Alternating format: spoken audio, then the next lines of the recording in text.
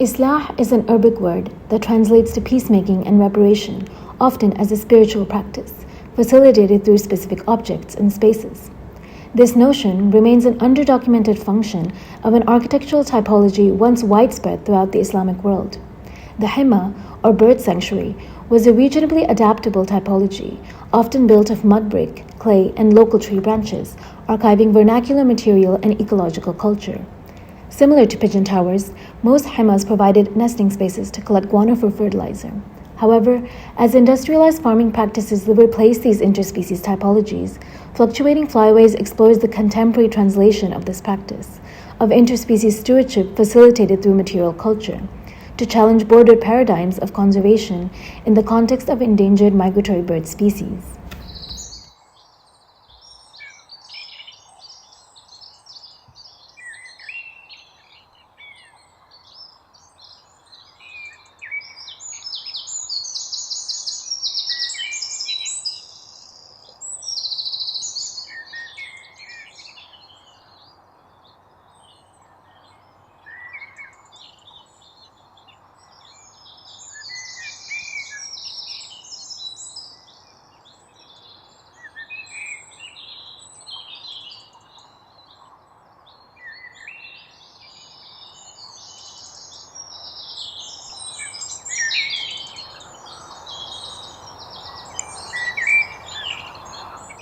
Every year, billions of birds embark on migratory journeys across the globe, transcending human geopolitical borders and highlighting the interconnectedness of seemingly disconnected ecosystems.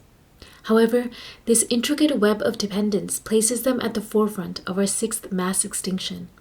Indicators of the planetary, 200 migratory bird flyways are now on the brink of extinction, as global climate change, urban sprawl, and habitat destruction leaves the fate of migratory species along their flypaths in a continual state of fluctuation.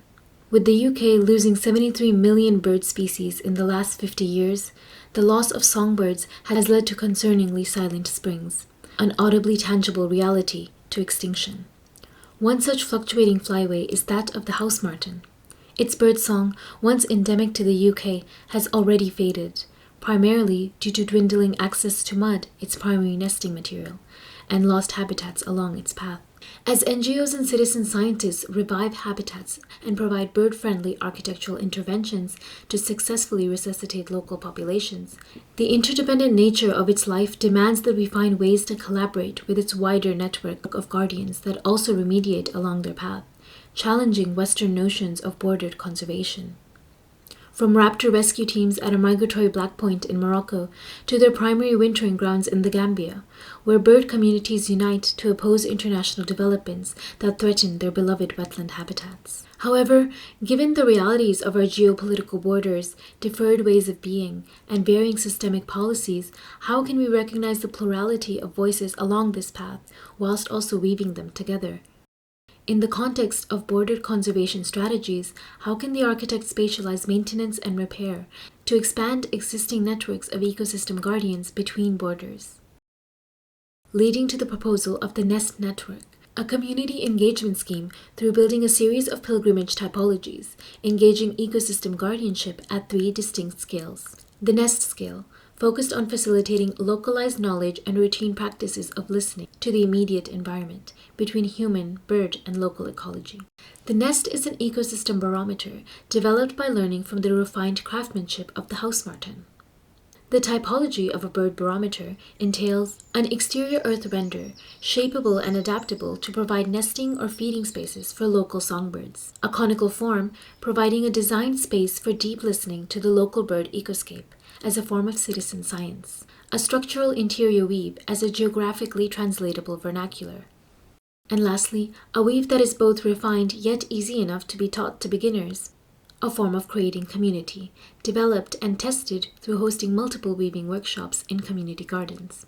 In the age of globalized supply chains, building a bird barometer looks at building communities of interdependence through the shared process of building with locally sourced bio-based materials, in its British context, translating to locally sourced willow and cob.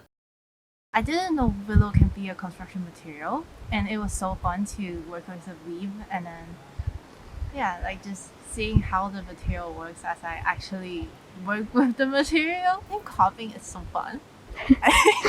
It's just nice to repetitive motion, and then you don't really need to think. It's just like you're just getting better at like using that material, and gradually it's just kind of yeah. To put all of this work, which is hard work, digging through in the rain, to say that actually this is to connect, with what's already here and to really enhance that relationship, I think is really exciting to be able to do that and recenter the conversations. Yeah, it would be really cool to see how the birds interact with the build and how it kind of evolves over time. Yeah, like once the humans leave, how the site ages, Yes. how other species interact. Might completely change the actual purpose of it. Because even when building with the cob, we found a few beetles, worms, kind of nestling in that we might have squished. Yeah. So not just birds. The completion of a nest is only the beginning of its fluctuating life, as the cob, a sustainable clay blend more durable than concrete, still requires regular repair every 4 to 5 months, a process sped up by the number of birds using it at any given time.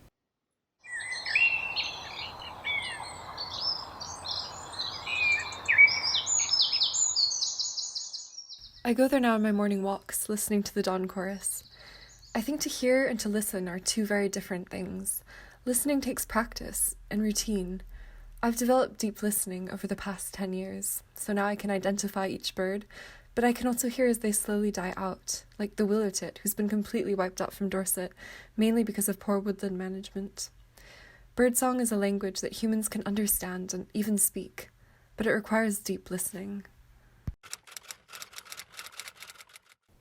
On the first day of spring, May 1st in the UK, communities return as nest repair festivals are hosted. The weekend is spent listening to the global chorus. We've been doing it for years, but now we have a place to collect. It's beautiful yet sad at the same time. Over the years, I've noticed the Spain and Gambia growing quieter and quieter. As nest clusters grow, they provide a distinct but adaptable architectural language to expand birding communities. In 2023, birdsong throughout Gambia went concerningly silent as it experienced its worst case of avian flu outbreak. Yaya Berry, head of Gambia's Birdwatchers Association, gathered volunteers and bird guides, burying over 7,000 birds along the shores of the Koto Creek. Limited in conservation funds, Yaya published open letters to international communities, highlighting that as migration season approaches, financial assistance in Gambia's response is necessary for the interlinked health of both humans and birds along the entire East Atlantic Flyway.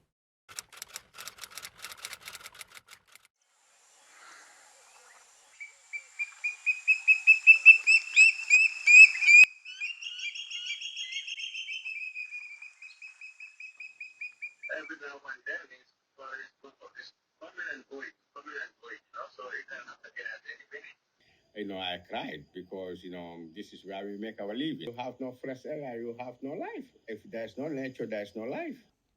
The role of the architect in this community-led expansion of a nest network is assisting in the reallocation of conservation funding along a flypath. In the case of the house martin, this requires reallocation from its global north wing to its south leg.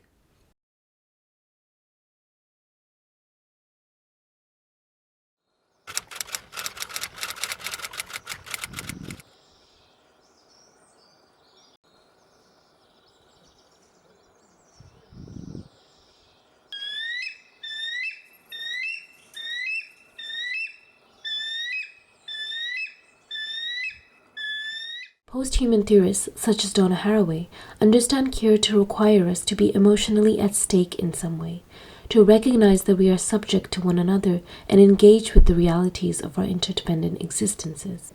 The nest network does not propose a harmonious reality. Instead, it engages with the difficulties of caring.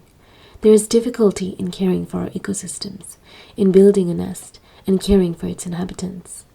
Translating a barometer becomes an archival of our material cultures, highlighting the plurality in our deferred ways of being. with our shared birds as our messengers, expanding the network of guardians who extend care at the brink of extinction.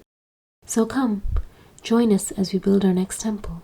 Please feel free to contact us for any funding opportunities. We are not liable for any birds that may peck on you when you are inside a nest.